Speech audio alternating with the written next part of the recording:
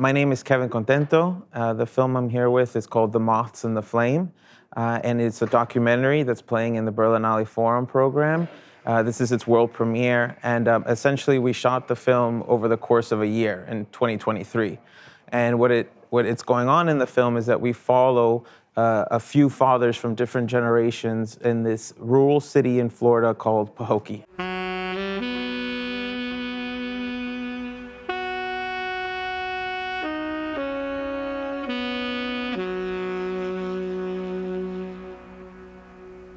My past work, like the short film that I had here in the shorts 3 years ago, it sort of was the basis of that. It started this kind of idea of just really static shots in an environment that was real, like quote unquote real, right? But if I could tell you more, I've been working in Pahokee and with Gene and with Bowleg and with Malik, who are in this film and in previous works. I've known them for almost 10 years now. And there's that sort of relationship and understanding of like kind of almost already how we work. And I think that it allows me then to sort of let the camera roll in a space, maybe give a quick direction like staying here or don't move. And they kind of just let stuff happen in that frame. And so it can be as simple as that, or it can be like, hey, we're gonna do a scene here. You're gonna sit here, you're gonna stand here, you're gonna talk about these topics, like talk about fatherhood, talk about baby showers, what you wanna get him, then ask him maybe, hey, what's it like to be a dad, or what are you afraid of? And it can be that. It can be as maybe specific and sort of directed as that. Or if things go out of frame, I decide not to move the camera, or just leave it there. And I don't know, and that kind of just has been the language we've developed. We've done other stuff where it's like all handheld and everything and quick cuts. And like at a certain point, I was like, man, I want to be a little more precise and sort of have more intention. But at the end of the day, I think that audiences watch other films and see other things where that they do see long takes and all that. And I felt like that this wouldn't be so completely alien, but I think that the question of whether this was fiction or a documentary would very be at the front of their minds.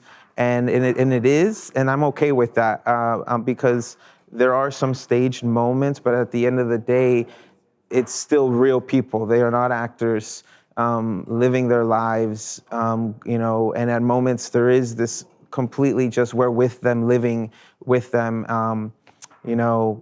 that balance is perfect to me. I would love to continue working and creating things that kind of teeter in that documentary fiction sort of, world. Would you just have made the same film if you had less good equipment and possibilities or money even? Mm-hmm. Yeah, no, I mean, we already were working in very small cameras. We shot on the Sony AS7. That was my cinematographer's personal camera, and we would just rent the lenses that we wanted to use. I'm kind of the filmmaker who produces their work and will produce it within their means. So like if I only have a cell phone, then we'll do the cell phone version. If I only have that camera access, then we'll just do that version. So the answer is yes, I would have. But when it comes to sound, it is so crucial, that I would always do my best to go the extra step, whether it's just getting the one good lav mic, and having that be sort of the center of our sound world, because it can make or break a project. Like images are amazing, great, beautiful images are nice, but poor sound is unforgiving in a very different way. Then Gene young, so he got a lot of time, what you want to do. But man, jobs in Pook ain't nothing. Like that's just doing something really. Kill time, get you some money in your pocket. But ain't no jobs in Pook. Like for Gene to get that job, Gene is lucky, or Gene know somebody, or Gene special. Like for real. Cause ain't no jobs in Pook. you mentioned it's in a forum section. From your perspective, do you have an idea why it fits in there, or do you think it should have been in another section? That's something that always interests me.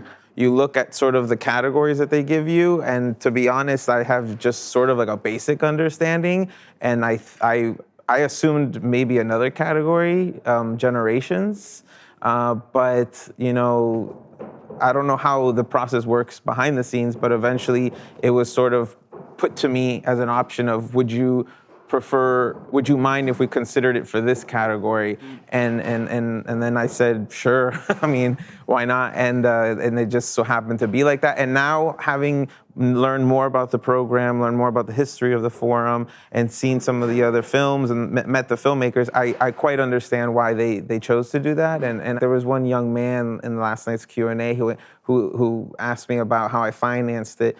And having him, he's like, I really like the conversations and how honest they were of people that age. And I'm like, that's what I'm curious too. I mean, these are young, some of these are young guys, you know, going into fatherhood.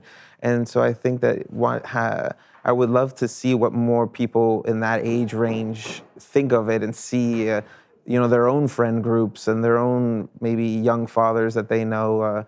That's that kind of age range, if that makes sense. You know, it's kind of, I would also like to see hear from them after they watch this. I mean, you wanted to get it into the generation. Right, which I felt, right? Yeah, that's what I thought too.